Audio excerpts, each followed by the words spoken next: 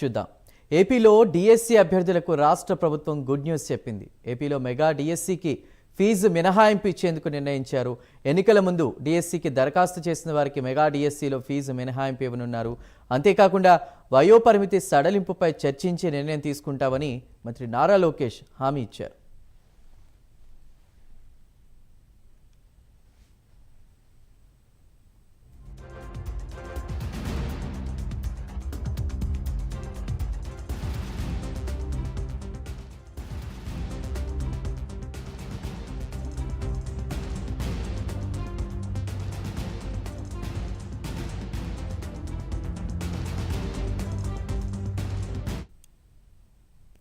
ఏపీలో డిఎస్సి అభ్యర్థులకు రాష్ట్ర ప్రభుత్వం గుడ్ న్యూస్ చెప్పింది.